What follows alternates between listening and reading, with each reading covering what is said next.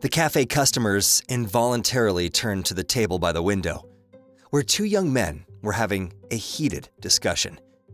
One of the men, Arthur, was so engrossed in his attempts to prove his point to his friend that he didn't even notice that it wasn't only his opponent who was listening to his arguments, but the rest of the customers too. The topic of such a heated conversation was love. This heartwarming story is about life teaching us lessons that can change our view of the world forever. There is no such thing as pure, selfless love. Arthur was almost screaming. All they want from me is money. If I tell them that I'm just a factory worker, they don't even want to look in my direction. But as soon as they find out who I am, what I do, and how much money I have, they're all willing to marry me right on the spot. And of course, they immediately start with their demands. Get me a diamond ring, get me a car, and so on. So I've come to terms with being single.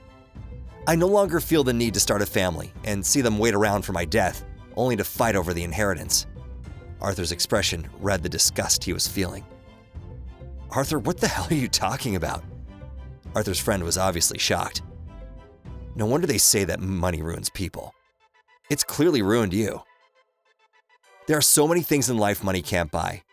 I'm surprised by your attitude, your coldness, and your arrogance. You know, life often teaches us lessons that completely change our worldview forever. On the one hand, I wish it would happen to you because it's the only way you could learn to be truly happy. But on the other hand, such lessons can be very painful. Arthur grinned in response and waved his hand, making it clear that his friend had failed miserably at convincing him and that his opinion hadn't changed. And that's how they left things. Arthur was 30 years old. His appearance, the watch on his wrist, the car he drove, it all screamed of his financial well-being.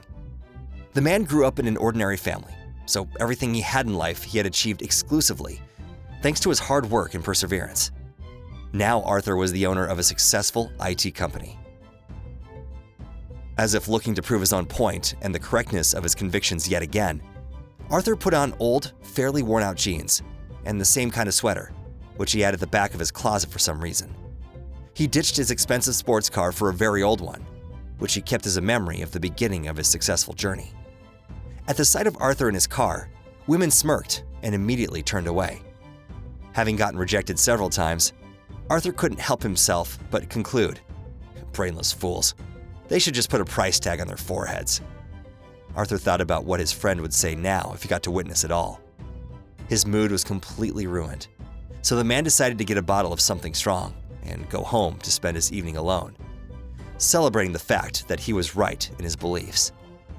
As he was crossing the road, the man suddenly got splashed by a stream of mud from a passing SUV. "You bastard! Watch where you're going!" Arthur shouted after him, enraged. The man continued to watch the departing car, screaming profanities in its direction. Since he wasn't watching his step, Arthur stumbled and fell to the ground, hitting his head on something hard. His eyes went dark and he lost consciousness. Arthur didn't know if the voices he was hearing were part of his dream or reality. I wonder if this tramp is alive. Is he sick or is he just drunk? He's not drunk. He doesn't smell of alcohol at all. Look, he has blood on the back of his head. He probably hit it on something, said some woman. And that was the last thing Arthur heard. He woke up in a completely unfamiliar place. There was a woman with a book sitting beside him. She immediately rushed over. "Are you awake? How are you feeling?" Arthur heard a pleasant female voice. He tried to raise his head but couldn't. "You shouldn't get up." "Where am I? What's wrong with me?" Arthur barely managed to ask, as his mouth was very dry. "I think you fell and hit your head. I found you on the sidewalk and called for help. They had to operate on you." Arthur looked at the woman, and the first thing he noticed were her eyes. They were an incredible blue color. He also noted that she looked very sincere. Her concern seemed truly genuine. "Do you remember who you are and what happened to you?" "You didn't have any documents on you or a phone, so we don't know who you are and couldn't contact your family." The man thought for a second. "My name is Arthur Parker. I have no family. And I left my phone and documents in the car across the street. And who are you?" "My name is Margaret.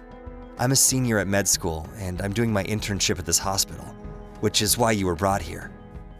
Arthur's injury turned out to be quite serious, so he had to spend some time in the hospital, during which Arthur and Margaret talked quite often. Margaret really didn't like Arthur's attitude towards women and people in general. "Sorry, Arthur, I don't know what kind of trauma you've been through or who's hurt you so bad that you've developed so much resentment towards people, but I don't like listening to what you have to say. You judge people you know nothing about. Following your logic, when I found you lying on the sidewalk, all dirty and with a bruised head, I should have just left you there. After all, you looked nothing like a normal civilized person, as you like saying so much." Arthur paused and lowered his eyes. He had to admit that Margaret was right. In order to continue talking to the young woman, Arthur became more restrained in his statements about people. He really liked spending time with Margaret. He liked that she was smart and well-read. From their conversations, Arthur learned that Margaret's father was a professor of history and her mother was a linguist. The woman who went into medicine because she felt that it was her calling. Arthur also learned that Margaret turned down a marriage proposal from a man she was in a relationship with because he was rich and didn't want Margaret to work after they got married. He wanted her to devote her life exclusively to her husband and family. The fact that she gave up wealth and a carefree life in order to make something of herself, to follow her dream of helping people, it went completely against Arthur's convictions. He'd never met people who'd cared about others more than about themselves. He was struck by her determination, self-sufficiency, and confidence, just as much as her humanity and kindness. "There's no one in this world who could ever force me to or bribe me into doing something I don't want to or consider wrong, or spend time with someone I don't like, or someone who wants to limit my freedom and desire for self-realization," Margaret said. Arthur never told the young woman who he really was and how much money he had. The man decided to play the role of a regular man to the very end. He even asked her to lend him money for a taxi when it was time to go home. Margaret called him a cab and paid for it without any hesitation. As he was leaving, the young woman told him to take care of himself and wished him good luck.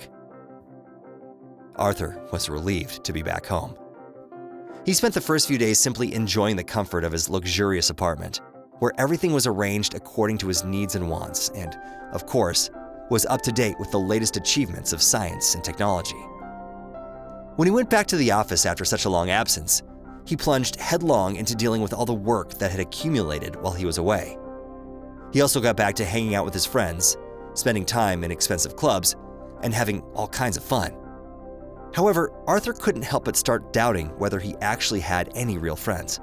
After all, none of them raised the alarm or tried looking for him when he disappeared. Also, Arthur was tormented by some incomprehensible feeling of emptiness inside. Everything seemed exactly as it was before. The man had returned to his usual way of life, but now he felt as if something was missing. He thought about Margaret more and more often, remembering her features and replaying their conversations in his head over and over again. He even started dreaming of her often. Eventually, Arthur decided to see the woman and went back to the hospital. Unfortunately, Margaret wasn't there. Arthur learned that she finished med school, got a job offer in another city, and moved there. Well, that's it then, Arthur thought to himself. He had made a rather important deal the day before, so he decided that he would focus on work instead. For the next year, Arthur worked tirelessly, which made him even richer. One day, as he was scrolling through the newsfeed, he stumbled upon a familiar face. It was a small article about a young pediatric surgeon who performed a very complicated surgery, thereby getting the child back on his feet.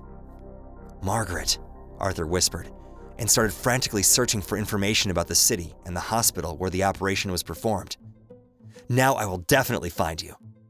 Arthur was on the plane on the very next day. Upon arrival, he immediately went to the hospital. But Margaret wasn't there. The nurse at the reception said that Dr. Margaret Bishop was going to be on call the next day. Armed with charm, Arthur managed to get her phone number. About to call Margaret, the man paused for a second, realizing that he was very nervous. What if she doesn't even remember me? And what if she remembers me but doesn't want to see me? Or maybe she's already married. Pushing all those thoughts aside, Arthur dialed the number. The woman was very surprised. but happy to hear from Arthur, and gladly accepted his invitation. Margaret saw Arthur and smiled. "You have changed. At least I remember you quite differently." The woman never ceased to amaze Arthur. His expensive clothes and accessories didn't seem to be of any interest to her. However, she was truly interested to know about his health and well-being. Ever since then, instead of hanging out with his so-called friends, Arthur came to visit Margaret whenever he got the chance. They went to museums and exhibitions, discussed science and literature. They felt great together. They always had something to talk about and something to tell each other. Between their meetings, the man always called her up on the phone, and over time, she started calling him, too. Arthur realized that the strange feeling of emptiness was gone. Moreover, he'd never felt better in his life. He'd never felt so inspired. After a year of their long-distance relationship, Arthur realized that Margaret had taken up an important place in his heart, and that he could no longer imagine his life without her. "Margaret, a friend once told me that fate often teaches people like me a valuable lesson, which changes their outlook on life forever." I laughed in his face back then, but it did happen to me. It happened when you found me unconscious on that sidewalk. As strange as it sounds, I'm glad I fell down then, because that's how I met you. I have never felt as good with anyone as I do with you. I'm a rich man.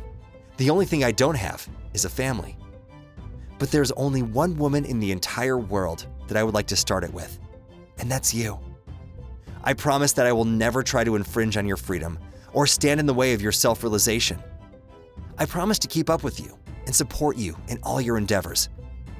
Arthur took out a small jewelry box from his pocket. There was a pearl ring inside. "Margaret, will you marry me?" "Why pearls?" she asked, looking away from the ring in surprise. "It might seem unusual, but you're an unusual woman. Besides, your name means pearl, doesn't it?" Tears of happiness sparkled in Margaret's eyes as she hugged and kissed Arthur.